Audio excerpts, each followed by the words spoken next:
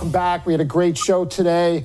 Listen, I was with the president last Friday and Governor DeSantis in Florida. President's electric, down to earth, so nice, energized, just sharp as a tack all the time. And if you don't think that he's one of the nicest people, then you are watching MSNBC. Because I got to tell you, these guys are great. I was with him again 3 weeks ago with Governor Kristi Noem in South Dakota. And then again at CPAC, we covered the whole thing with the best coverage in the country.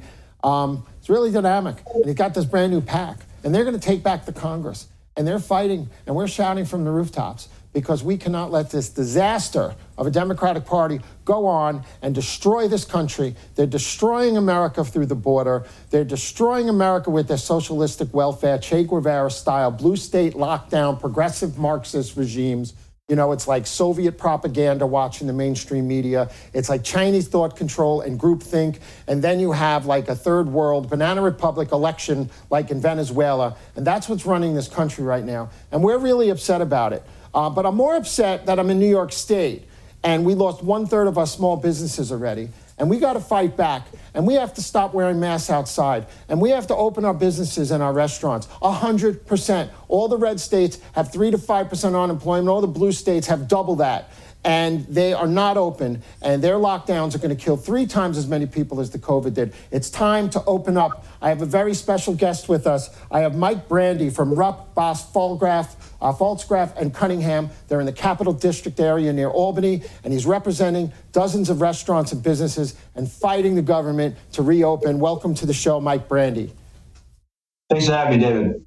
Yeah, so sorry, I was bloviating there for a minute, but where I see this like sea change in people. They're miserable. They're at the stores. They're dragging their butts. They're miserable. They're wearing masks in their cars alone. It's like a cult. It's like the zombie apocalypse. How do we get our businesses open? And tell us about your lawsuit with the New York State government. Sure thing, Dave. So there's a lot of restrictions on restaurants. There's social distancing. There's mask requirements. There's capacity restrictions. And those are things that have been foisted upon restaurants from the very beginning. And restaurants have been, willing to abide by reasonable and science-based restrictions. However, last October, the state came down with a new restriction, which was essentially a curfew on restaurants. They had to have all the people out of their restaurants, not just stop serving them, but out of the restaurants by 10 p.m. In February, that was moved to 11 p.m., so we got an extra hour, but still not good enough.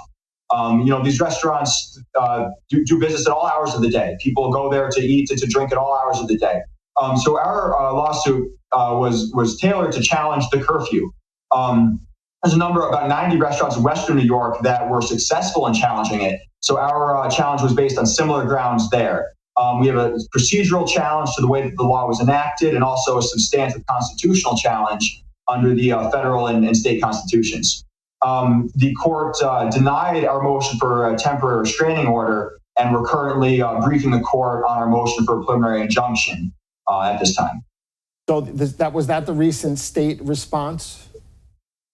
Yes, so we got the state's papers late yesterday afternoon, and the state's position is basically they don't trust restaurants. They don't trust restaurants to be able to enforce the regulations that are applicable to restaurants. Through all other hours of the day until 11 o'clock, the state trusts restaurants to enforce social distancing, to enforce mask wearing, and to do all these things. But at 11 o'clock, all of a sudden, it's too much for restaurants to enforce, so they foreclose the activity altogether. So that's really where we're at this point. That's the state's argument. The whole thing is absurd. Restaurants are only responsible for 1% of the COVID spread. I'm in Florida all the time. The restaurants are packed. No social distancing. Their infections are 40 to 50 to 60% less on a daily basis than New York. Nobody's dying anymore down there. You have like 20 deaths a day out of 20 million people, and half of those are probably BS.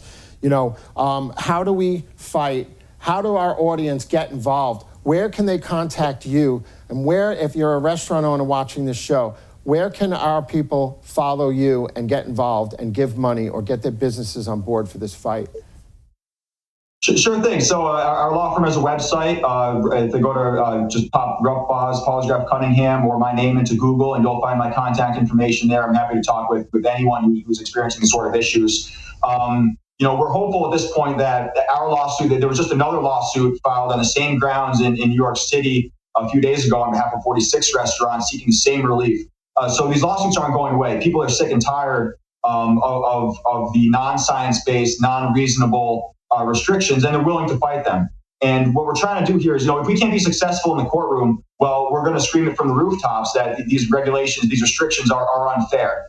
And we're getting traction. The Senate Republicans and the Senate, the Republicans in the Assembly are introducing resolutions to overturn the curfew. And just a matter of getting the, pressuring the legislature, pressuring the governor to realize that this is not something that's helping us on the COVID front, and it's certainly not helping us on the economic front. I mean, these restaurants, they're not just restaurants. They're small businesses, they're economic drivers, they're employers, and they've been paying their disproportionate share, bearing their disproportionate share of the economic harm from the state's COVID response since day one. And it's just time for it to stop. It's time for restaurants to be treated fairly. It was already impossible to run a restaurant and family business. The workers' comp goes up, the unemployment insurance goes up, the health department, they come in, they shut you down, the fees, the regulation, the town permits, the site plan if you want to expand. It's just been impossible. I have a background in development and construction. I know how hard it has been for these guys. And then to throw COVID on top of this, it's just completely devastating. And these diner owners couldn't get their kids to take over their business to begin with. So is there an exodus from the restaurant industry? And is it all corporations? And my second part of the question is, the corporations control America. You got to wear your mask in Bank of America. You got to wear your mask in the hotels, regardless of the 20 states or so that lifted the mask restriction. So, these chain corporate restaurants are really in control. And I'm not knocking all of them, but, what do we do from here? How do we get out of this mess? That's the $1 million question, Dave. I wish I had the answer. As part of the supporting papers that we submitted in support of our lawsuit was some affidavits from some of our members really reflecting the economic harm here, and it's huge. It's big. I mean, some of them are getting by. The fact that people actually can go to restaurants now, it helps, but it's not enough. This is unsustainable. These restaurants are going under. I don't know if we even know the full extent of the damage right now. But you look around your neighborhoods, you walk around New York City, and you see restaurants are gone. They're closing. They're not opening right now. They're closing. So it'll be very interesting to see when all is said and done what the actual economic fallout from these sort of regulations is. So what's the next step legally? So the court's fully briefed right now. So we're waiting on the judge's decision. If the judge grants our petition or grants our motion for a preliminary injunction, our restaurant members, our 30 restaurants, will be free of the curfew.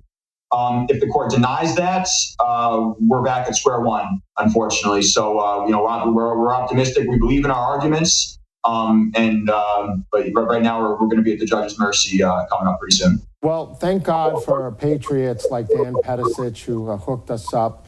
It takes a lot of courage to come out and come forward without being targeted, by the government for your voice. And we're champions of that on this show. I'd love to have you back if you can update us in a couple of weeks or so, because these guys, I say 50% of the restaurants that are family-owned are gone, or going to be gone. Is that somewhat of an accurate assessment? I couldn't disprove it. It's very possible. It's very, very possible. Just like the government can't prove that masks are required if you've already had the COVID or are vaccinated, So listen, I want to thank you so much, everybody. Mike Brandi from RUPP, R-U-P-P, Boss, Pfaltzgraff, and Cunningham outside of Albany, fighting for the small business owners and the men and women in New York State. Thank you so much for coming on the show. Thanks for having me, Dave. Talk to you soon. Bye, Mike. So, you've heard it. Please go out and support your local restaurants. Call your local official and demand that they reopen in these crazy lunatic states. These restaurants should have been open at 50 to 100% all of last year after, say, May, because we were just supposed to flatten the curve. And the restaurants aren't responsible for the COVID threat, just like the subway isn't, like they said it was, but it wasn't. It's all BS. And we should have been open because we're going to lose 93 plus million years of life from the lockdowns, according to Stanford University. You divide it by 77 years of age of average of a lifespan of an American, you got like 1.3, 1.5 million more deaths coming to the United States from the lockdowns, not the COVID. So we have to stand up. If you're outside jogging, don't wear your mask. If you're vaccinated, just like Rand Paul said, or if you've had the COVID, you cannot spread the COVID to other people. There's only like 5 known cases in the entire world where that's happened. We have to stand up, fight our government, open up, get this economy back on track. This is David Zere. You're watching Breaking Point on Real America's Voice News, and can't wait to see you again next week.